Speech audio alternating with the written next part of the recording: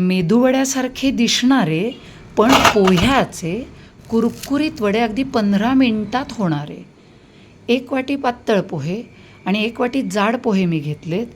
तुम्ही पूर्णपणे पातळ किंवा जाड पोहे वापरू शकता. पाणी घालून हाताने असे थोडे धुवून घ्यायचे. संपूर्ण पाणी निथळून 5 मिनटं झाकून ठेवायचे. असे फुलले की हाताने मळायचे आणि त्याचा गोळा करायचा. त्याच वाटीच्या मापाने पाव वाटी तांदळाचं पीठ, 1 चमचा किसलेलं आलं, 1 चमचा बारीक चिरलेल्या हिरव्या मिरचीचे तुकडे, 1 चमचा जिरं, 1 चमचा कढीलिंबाची पानं, कोथिंबीर, चवीनुसार मीठ. सगळं पोह्याच्या ओलाव्यात एकत्र करायचं. गरज असेल तरच पाण्याचा हापका मारायचा. हे पीठ हाताला चिकट लागतं म्हणून तेलाचा हात लावून गोळा मळून घ्यायचा. नंतर तळव्याला थोडंसं तेल लावून हा गोळा छोटा मळायचा आणि चपटा करून दोन्ही बाजूने असं छिद्र करून मेदूवड्याचा आकार देऊन घ्यायचा.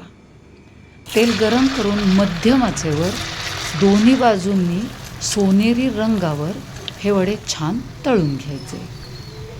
तळल्यानंतर अगदी मेदूवड्यासारखेच दिसतात. कुरकुरीत आणि खुसखुशीत.